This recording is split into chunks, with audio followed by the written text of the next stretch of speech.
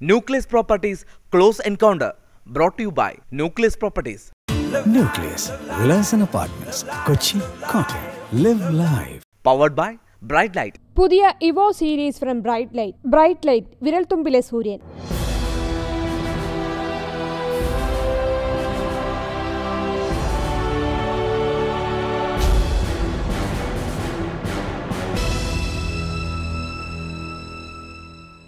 നമസ്കാരം. ക്ലോസ് എൻകൗണ്ടറിലേക്ക് വീണ്ടും സ്വാഗതം. നടൻ മധുവാണ് ക്ലോസ് എൻകൗണ്ടറിൽ. നന്ദി സാർ. ക്ലോസ് എൻകൗണ്ടറിൽ ഓഗസ്റ്റ് 19 50 വർഷം തികയുകയാണ് ചെമ്മീൻ എന്ന മഹത്തായ ഇതിഹാസ സിനിമ. രാമു കാര്യട്ട് എങ്ങനെയാണ് മധു എന്ന നടനെ കാണുന്നത്? കാര്യേട്ടനെ ഞാനിവിടെ കുറച്ച് കണ്ടിട്ടുണ്ട്. കാര്യേട്ടനിവിടെ ഈ തിരുമാല പടം ഉണ്ടല്ലോ, അതിൽ വിമൽ കുമാറിൻ്റെ അസോസിയേറ്റ് ഡയറക്ടർ അദ്ദേഹം ട്രിവാൻഡ്രത്തുണ്ടായിരുന്നു. ആ സമയത്ത് ഇങ്ങനെ ഇദ്ദേഹം ജോയിൻറ്റ് ഡയറക്ടറാണെന്നുള്ളത് പറഞ്ഞു കേട്ടിട്ടുണ്ട്, പരിചയപ്പെട്ടിട്ടില്ല. പക്ഷേ കാര്യമായിട്ട് എന്നെ ആദ്യമായിട്ട് കാണുന്നത് ഡൽഹിയിൽ വെച്ചിട്ടാണ്. എൻ്റെ നാഷണൽ സ്കൂൾ ഓഫ് ഡ്രാമയിൽ അവിടെ ഞാനുണ്ടായിരുന്നു. അപ്പം അതിൻ്റെ ഈ മുടിനായപുത്രൻ്റെ ക്രൂ ആർട്ടിസ്റ്റ് ഓൾസോ അവരവിടെ ഒരു നാഷണൽ അവാർഡ് വാങ്ങിക്കാൻ വന്നപ്പോൾ മലയാളി അസോസിയേഷൻ അവർക്കൊരു സ്വീകരണം കൊടുത്തു. അത് YMCA ഹാളിൽ വെച്ചായിരുന്നു. അപ്പോൾ അന്ന് അതിൽ ഞാൻ സത്യത്തിൽ അവിടെ പോയത് അടൂർ ഭാസിയെ കാണാനായിരുന്നു. ഭാസിയെ ഇവിടെ വെച്ച് എനിക്കറിയായിരുന്നു. അപ്പോൾ ഭാസി ഇൻട്രൊഡ്യൂസ് ചെയ്തിട്ടാണ് ഞാൻ ആദ്യമായിട്ട് രാമകോരേട്ടനെ കാണുന്നത്. ചെമ്മീനിലേക്ക് കാസ്റ്റ് അപ്പോഴേക്കും ഒരു മാറ്റിനി ഐഡലായി മധുസാർ മാറിയിട്ടുണ്ടായിരുന്നു. ഒരു ദുർബലനായ വ്യാപാരി എന്ന നിലയിൽ പരീക്കുട്ടിയെ അവതരിപ്പിക്കാൻ മധുസാറിന് പറ്റും എന്ന് രാമകാര്യേട്ട ആ ഘട്ടത്തിലേക്ക് മനസ്സിലാക്കിയിരുന്നു. മറ്റ് സിനിമകൾ അല്ല, ഇപ്പോൾ കാര്യമായിട്ട് എൻ്റെ മൂടുപടത്തിൽ ഞാൻ മുമ്പ് അഭിനയിച്ചില്ല. അപ്പോൾ അഭിനയിക്കും എന്ന് തോന്നിയിരിക്കും. പക്ഷേ ഇയാൾ അത്ര വലിയ ശക്തനൊന്നും അല്ലല്ലോ ഈ പരീക്കുട്ടി. അങ്ങനെ ഫിസിക്കലായിട്ടുള്ള ഒരു ശക്തി കാണിക്കുന്ന ഒന്നുമില്ല. പ്രേമിക്കുക എന്നുള്ള വേറെ പണിയൊന്നുമില്ലല്ലോ. ഒരു ദുർബലനായ വ്യാപാരി, ഒരു കൺഫ്യൂസ്ഡ് ആയിട്ട് ആശയക്കുഴപ്പത്തിലായ ഒരു യുവത്വം, അതൊക്കെ അതിനകത്ത് ഉണ്ട്. അതൊക്കെ ഉണ്ട്. സാർ അങ്ങനെയുള്ള കഥാപാത്രങ്ങളെയായിരുന്നു കൂടുതൽ ആദ്യകാലങ്ങളിൽ അവതരിപ്പിച്ചിരുന്നത്. ആദ്യവും അങ്ങനെ ഉണ്ട്. അത് ചെമ്മീനിലേക്ക് രാമുകാരിയായിട്ട് മധുസാറിനെ വിളിക്കുന്നതിന് വേണ്ടി ഒരു പ്രേരക ഘടകമായിട്ടുണ്ടാകണം. ഒരു പക്ഷേ എനിക്ക് തോന്നുന്നു അദ്ദേഹത്തിൻ്റെ മനസ്സിൽ അന്ന് വേറെ ആരെങ്കിലും പ്രൊഡ്യൂസ് ചെയ്തിരുന്നെങ്കിൽ, ഡയറക്റ്റ് ചെയ്തിരുന്നെങ്കിൽ പ്രേം നസീറിനെ വിളിക്കുകയുള്ളൂ. അപ്പോൾ പ്രേം നസീറിനൊരു ഇമേജ് ഉണ്ടായിരുന്നു. ആ ഇമേജ് ഒരു പക്ഷേ പരീക്കുട്ടിയുടെ അല്ലായിരിക്കാം. ഇദ്ദേഹം കുറേ കൂടെ ശക്തനായിട്ട്, കുറേ കൂടെ എന്താണെന്ന് പറയാൻ ഈ പാടി ഡാൻസ് ചെയ്തൊക്കെ അഭിനയിക്കുന്ന ഒരു ആളായതുകൊണ്ട് പ്രേം നസീർ ഹാരൻ്റെ ഒരു ഇമേജ് ഉണ്ടായിരുന്നു. അപ്പോൾ ആ ഇമേജ് ഇല്ലാത്തവനായിരുന്നു ഞാൻ. ഒരുമാതിരി അഭിനയിക്കുക എന്നുള്ള വിശ്വാസം ഉണ്ടായി കാണും കാര്യേട്ടന ഒരു പടത്തിൽ. അതിന് ശേഷമുള്ള പടങ്ങളിലൊക്കെ കണ്ടു കാണും അദ്ദേഹം. അതുകൊണ്ടായിരിക്കും കാരണം തോന്നുന്നു. ചെമ്മീൻ്റെ ആ നിർമ്മാണ ഘട്ടത്തിൽ മധുസാർ അത് ഇൻവോൾവ് ആയിരുന്നു. അത്രയുണ്ട്. ഇത്രയും വലിയൊരു ക്യാൻവാസിൽ എങ്ങനെയാണ് അന്നൊരു ചിത്രം എടുക്കുക? ചെമ്മീനത് ആ സമയത്ത് പോലും അറിയപ്പെടുന്ന ഒരു കൃതിയായിരിക്കാം. എങ്കിൽ പോലും അതിൽ നിന്നൊരു സിനിമ രൂപം കൊള്ളുമ്പം ഇത്ര ഗംഭീരമാകണം എന്ന് ആര് തീരുമാനിച്ചതാണ്? ഗംഭീരമാണെന്ന് തീരുമാനിച്ച കാര്യമായിട്ട് തന്നെയാണ്.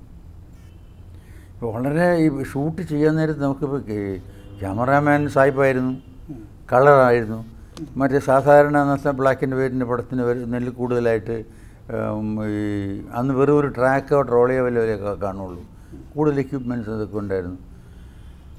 അതല്ലാതെ വലിയ ഈ ഷൂട്ടിങ് നടക്കുമ്പോൾ ഇതൊരു വലിയ ക്യാൻവാസ് ആണെന്ന് തോന്നിയിരുന്നില്ല. ബാക്കി ഔട്ട്ഡോർ ഷൂട്ടിങ്ങിനുള്ളതിനേക്കാളും കാര്യേട്ടൻ്റെ കൂടെ തന്നെ ഞാൻ മൂടുപടത്തിൻ്റെ ഷൂട്ടിങ്ങിന് തൃശ്ശൂർ വന്നിട്ടുണ്ട്.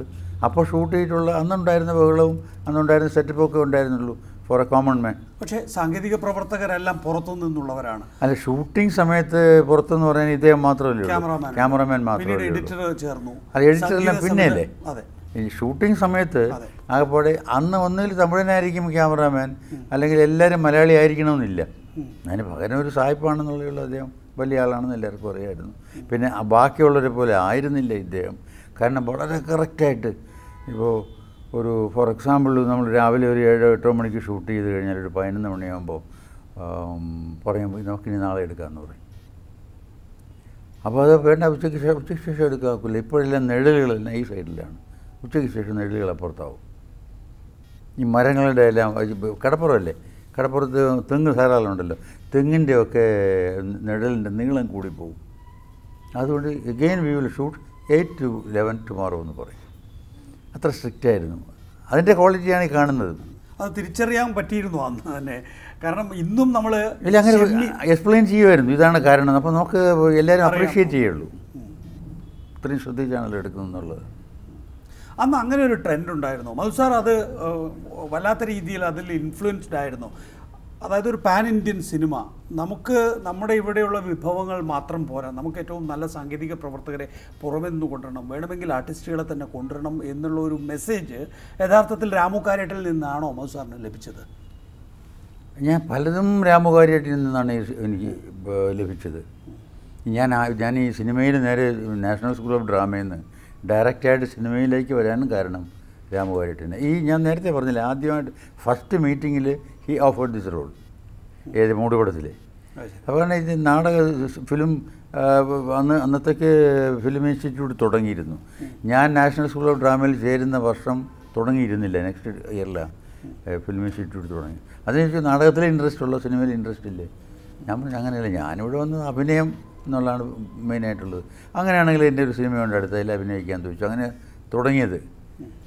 അതിനുശേഷം പിന്നെ രാമു കാര്യേട്ടുമായിട്ട് വളരെ പേഴ്സണലായിട്ട് അടുപ്പമുണ്ടായിരുന്നു അദ്ദേഹം തന്നെ. പിന്നെ ഈ സെറ്റപ്പ് തന്നെ അങ്ങനെയായിരുന്നല്ലോ. ചന്ദ്രതാര ഗ്രൂപ്പ് എന്ന് പറഞ്ഞാൽ പരമേശ്വരൻ നായരും ശോഭന പരമേശ്വരൻ നായരും അതിൻ്റെ ഒരു ഭാഗമാണ്, കാര്യായിട്ടും അതിൻ്റെ ഒരു ഭാഗമാണ്, വിൻസെൻ്റ് മാസ്റ്റർ അതിൻ്റെ ഒരു ഭാഗമാണ്. ഇവരെല്ലാവരും കൂടെ കൂടുന്ന ചന്ദ്രതാര ഓഫീസിലാണ്. അപ്പോൾ അവിടെ എങ്ങനെ ഉണ്ടെങ്കിൽ ഞാനും എൻ്റെ കൂടെ ഉണ്ടാവും. അപ്പോൾ ഇതൊരു റിലേഷൻഷിപ്പ്, ഒരു പടം എന്നുള്ളതല്ലാതെ തന്നെ കുറേ അടുപ്പം ഞങ്ങൾ തമ്മിലുണ്ടായിട്ടുണ്ട് ഇവരെല്ലാവരുമായിട്ടും. പിന്നീട് മധു സാർ തന്നെ നേരിട്ട് സംവിധാനം ചെയ്യാൻ തുടങ്ങിയിരിക്കുന്നു, നിർമ്മിക്കാൻ തുടങ്ങിയിരിക്കുന്നു. അത് സിനിമയുടെ എല്ലാ മേഖലകളിലും കൈകടത്താൻ ശ്രമിക്കുന്നു. അപ്പോഴൊക്കെ തന്നെയും ഈ പറയുന്ന വിധത്തിൽ പുറമേ നിന്നുള്ള ആളുകൾ അതിൽ പങ്കെടുക്കുന്നു. ഈ സാധാരണഗതിയിലുള്ള ഫോർമുലകളിൽ നിന്ന് മാറി ചിന്തിക്കാൻ മധു സാർ തന്നെ ഒരു നായക നടനിൽ നിന്ന് വില്ലൻ കഥാപാത്രത്തിലേക്ക് വരാനൊക്കെ കാരണമാകുന്നത് സിനിമ എങ്ങനെ പോകണം എന്നുള്ള ഒരു ഉൾക്കാഴ്ചയായിരുന്നു. അതൊക്കെ എവിടെ നിന്ന് കിട്ടി? അല്ലാതെ ഇത് ഞാൻ മെയിൻലി ഞാൻ ഈ ഇമേജിന് കുറച്ച് ഇഷ്ടമില്ലാത്തവനാണ്. അവിടെ സ്കൂളിൽ പഠിച്ചതിൻ്റെയും കൂടെ ഒരു കാരണമാണെന്ന് വെച്ചുള്ളൂ. ഒരു റിയലിസ്റ്റിക് അപ്രോച്ച് ടു ആക്ടിങ് ആയിരുന്നു. അതിന് ഡിഫറെൻറ്റ് റോൾസ് ചെയ്യണമെന്ന് എനിക്ക് ആഗ്രഹമുണ്ടായിരുന്നു.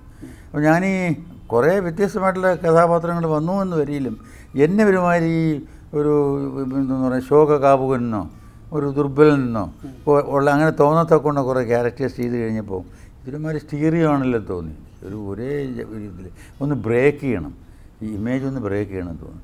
അവിടെ രാമു കാര്യേട്ട് പോലും എന്നോട് പറഞ്ഞു, പ്രിയയിലെ ആ റോൾ അഭിനയിക്കരുത്, your up and coming artist, ഒരുമാതിരി ഈ സമയത്ത് ഒരു ഹീറോയ്ക്ക് ഇത് കൊടുത്താൽ അഭിനയിക്കില്ല. ഞാൻ പറഞ്ഞില്ല, ഐ ലൈക്ക് ദി റോൾ, അതിനകത്ത് ആക്ട് ചെയ്യാൻ ധാരാളമുണ്ട്. അത് ബോധപൂർവമായിരുന്നു. അതായത് അടൂർ ഭാസിയെ പിടിച്ച നായകനായി ഒരു റേപ്പിസ്റ്റായി സ്വയം അഭിനയിച്ചു. അതെ അതെ, അടൂർ ഭാസിയുടെ അകത്തുള്ള പൊട്ടൻഷ്യാലിറ്റി എനിക്കറിയാമായിരുന്നു. ട്രിവാൻഡ്രത്ത് ഞാൻ ഭാസിയുടെ നാടകങ്ങൾ കണ്ടിട്ടുണ്ട്. കുറച്ച് തമാശയെല്ലാം ഉണ്ടെങ്കിലും ഹീസ് എ റിയൽ ആക്ടർ.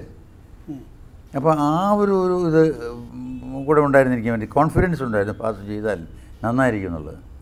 അന്ന് മധു സാറിനേക്കാളും വലിയ നടനാണല്ലോ പ്രേം നസീർ, അല്ലെങ്കിൽ പോപ്പുലാരിറ്റി നോക്കുമ്പോൾ വളരെ മുന്നിലാണ്. പക്ഷെ കാമ്പുള്ള കഥാപാത്രം കൂടുതൽ കിട്ടിയത് മധു സാറിനാണ്. പ്രത്യേകിച്ച് ഈ സാഹിത്യകൃതികൾ സിനിമയാകുമ്പോൾ മധു സാറിനെയാണ് പരിഗണിച്ചത്. അത് സ്വാഭാവികമായും പരിഗണിച്ചു. ഇതാണ് ഈ ഇമേജ് ബ്രേക്ക് ചെയ്തില്ലാണ്. നമ്മുടെ എല്ലാ നോവലിലും എല്ലാം തന്നെ ഹീറോസ് അവർ ഫിലിം ഹീറോസ് അല്ല, ഇമേജിൻ്റെ ആൾക്കാരല്ല. അവർ ദുർബലന്മാരുണ്ടാകും, അവരിൽ കുറച്ച് പിശകുള്ളവരുണ്ടാവും, കുറച്ച് ഭീരുക്കളുണ്ടാവും, അല്ലേ, എടുത്തുചാട്ടക്കാരുണ്ടാവും. അപ്പോൾ ഈ സിനിമയിൽ കാണുന്ന ആ വെൽ ഷേപ്ഡ് ഹീറോ ആയിരിക്കില്ല.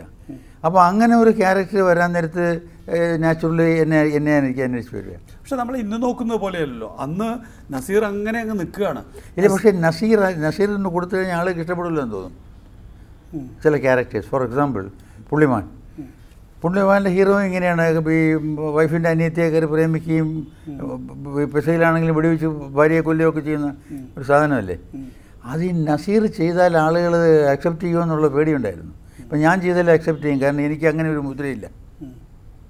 ആ കാലഘട്ടത്തിൽ ഇത്തരം കഥാപാത്രങ്ങൾ കിട്ടുന്നതിന് വേണ്ടി മധുസാറിന് എപ്പോഴെങ്കിലും ഈ പ്രത്യേകിച്ച് സാഹിത്യകാരന്മാർ അവരുടെയൊക്കെ അടുത്ത് കുറച്ചുകൂടി റീച്ച് ചെയ്യാൻ കഴിയുന്നത് നസീറിനേക്കാൾ കൂടുതൽ മധുസാറിനായിരുന്നു? മധുസാർ അവരുടെ അടുത്തേക്ക് പോയി എനിക്ക് കുറച്ചുകൂടെ കാമ്പുള്ള കഥാപാത്രം ഏത് തരത്തിൽ? അങ്ങനെ ഇതുവരെ ആരുടെ പോയിട്ടില്ല.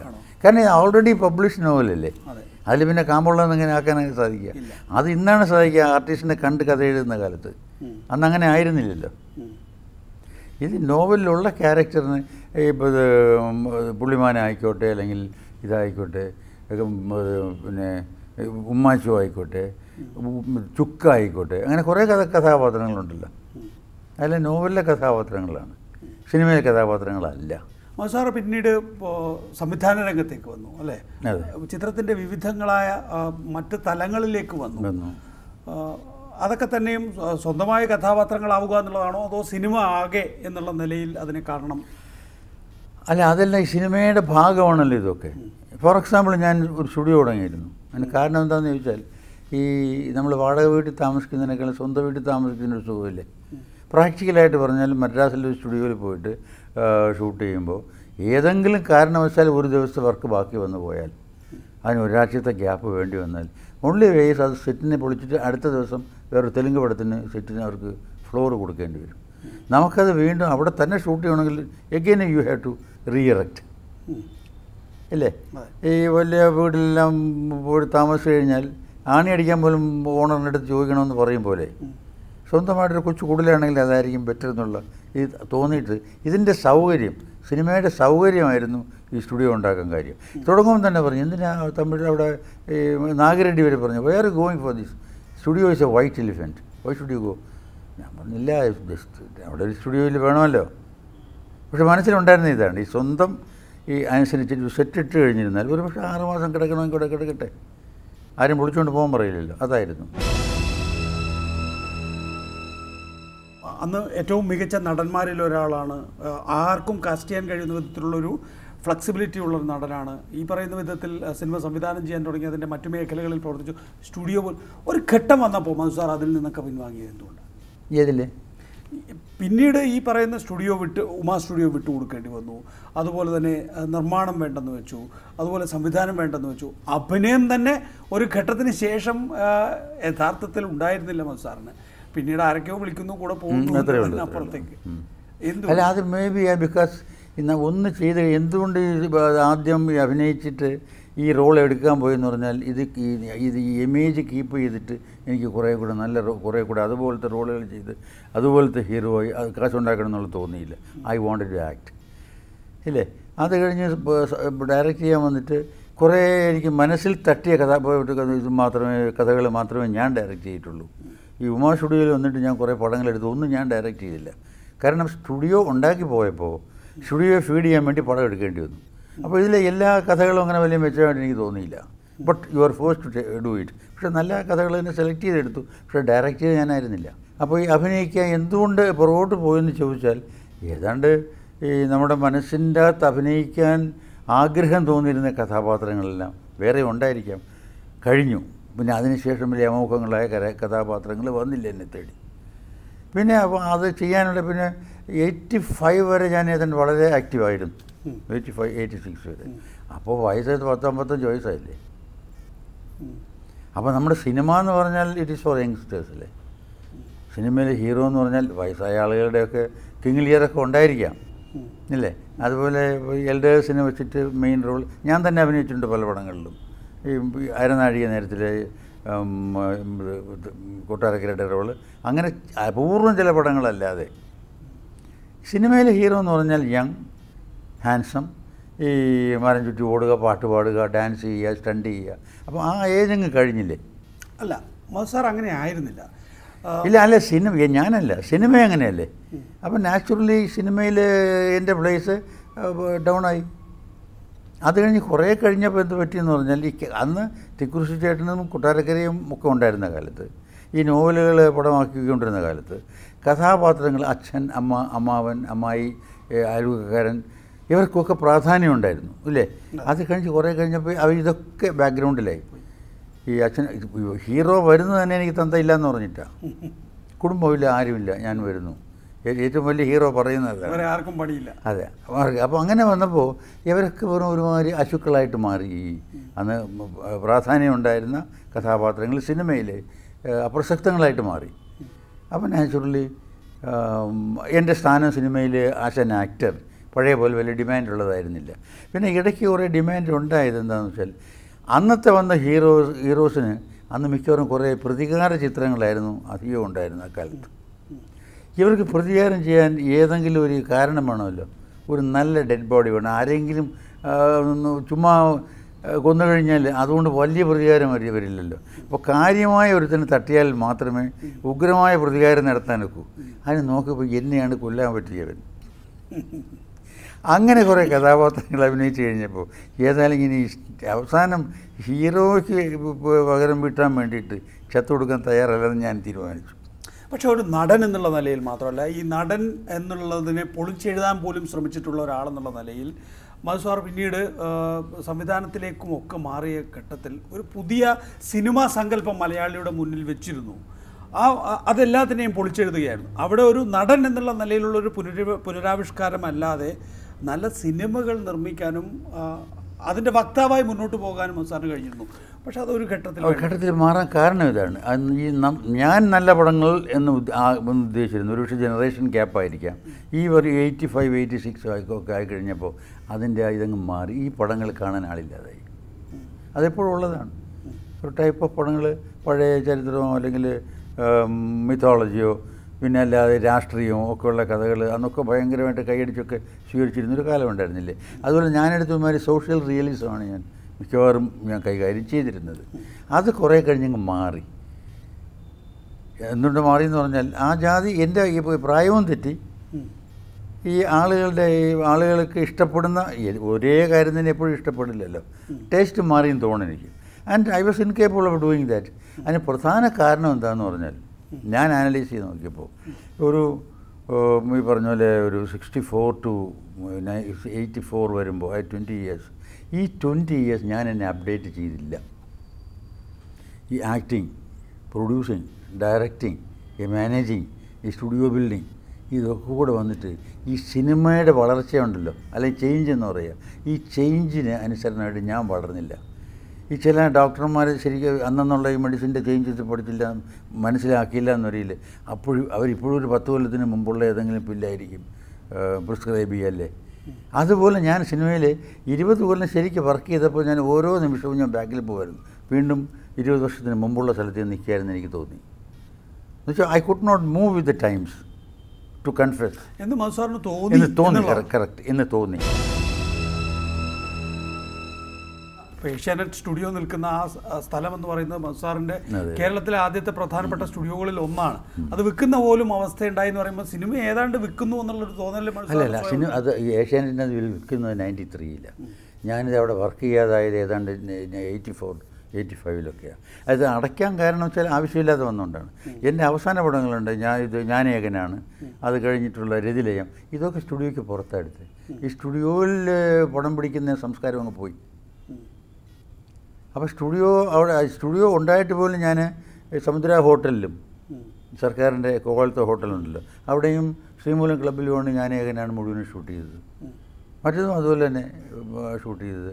അതിനിടയ്ക്ക് എന്ത് പറ്റിയെന്ന് പറഞ്ഞാൽ അല്പം ഈ രാഷ്ട്രീയ ഭിക്ഷാന്തേഹികളും ക്ഷുദ്രജീവികളും എല്ലാം കൂടി ചില എന്നെ ഒന്ന് മുതലെടുക്കാൻ നോക്കി. ആ സമയത്ത് ഹറാസ്മെന്റ് ഉണ്ടായിരുന്നു. ഈ സത്യത്തിൽ വലിയ ഹറാസ്മെന്റ് കാണുമ്പോൾ പുറത്ത് അല്ല, MD എപ്പോഴും പറയാറുണ്ട്. ഹറാസ്മെന്റ് ഇല്ല എന്ന് പറയണില്ല. കാരണം നമ്മളൊരെണ്ണം ബിൽഡപ്പ് ചെയ്ത് കൊണ്ടുവന്നിട്ട് ഏത് രീതിയിലാണെങ്കിലും അതിനെങ്ങനെ നമ്മുടെ കയ്യിൽ അത് സന്തോഷമായിട്ട് വർക്ക് ചെയ്യാൻ സാധിച്ചില്ലെങ്കിൽ ഹറാസ്മെൻറ്റ് തന്നെയാണല്ലോ. പക്ഷേ ഈ പർട്ടിക്കുലർ ഹറാസ്മെൻ്റ് ഉണ്ടല്ലോ, ഈ ചെറുക്കനെ കൊന്നു അവൻ വന്നില്ല എന്നുള്ള harassment it's only for a week. കാരണം ഇവൻ പോയി ഇവരത് വന്നിട്ട് കഥകളൊക്കെ ഉണ്ടാക്കിയിട്ട് വല്ലാതെ ബാധിച്ചു.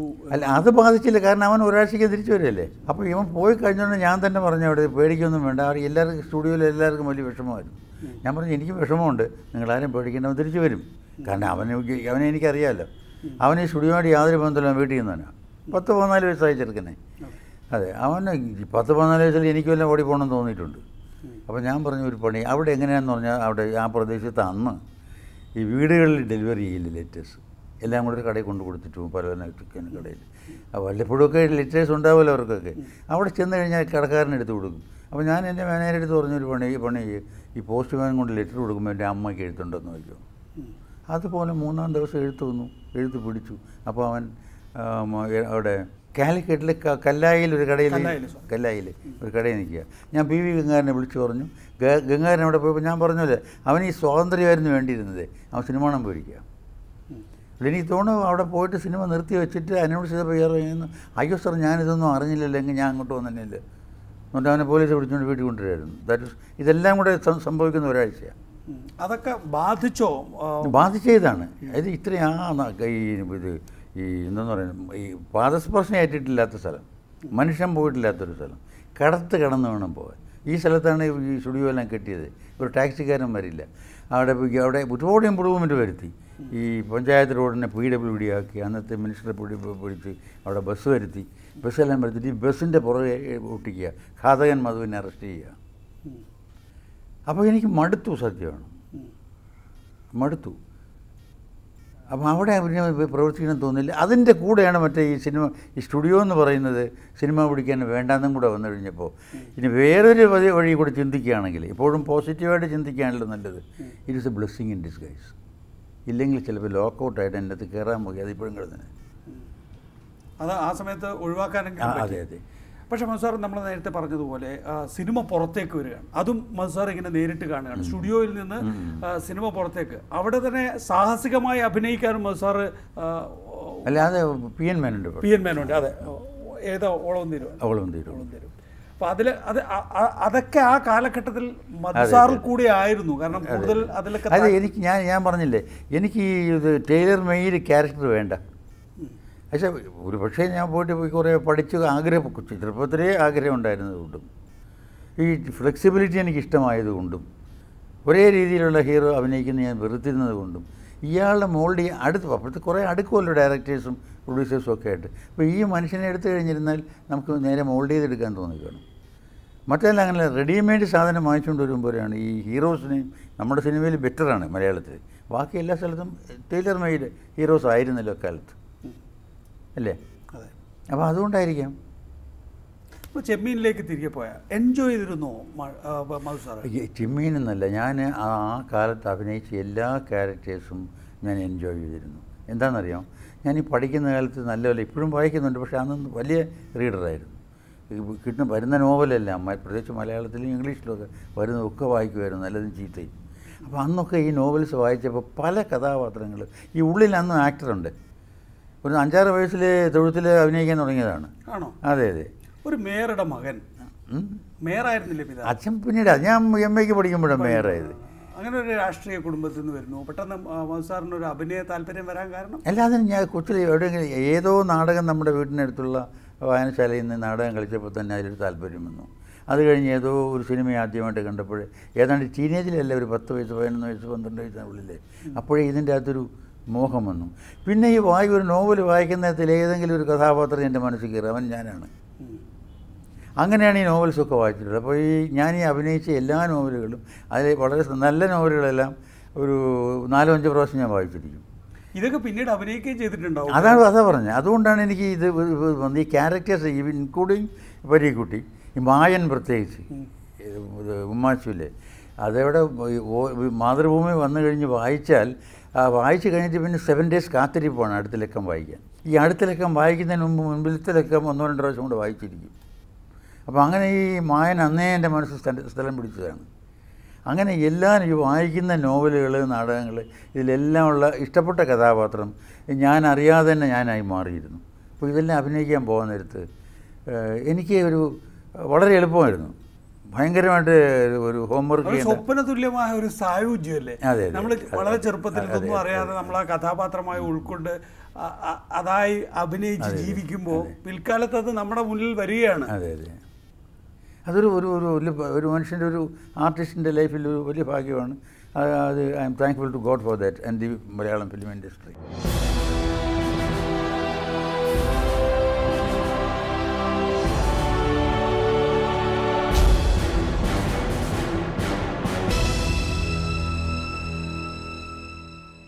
Nucleus Properties Close Encounter, brought to you by Nucleus Properties. Nucleus Villas and Apartments, Kochi, Kottayam. Live life. Powered by Bright Light. പുതിയ Evo series from Bright Light. Bright Light വിരൽത്തുമ്പിലെ സൂര്യൻ.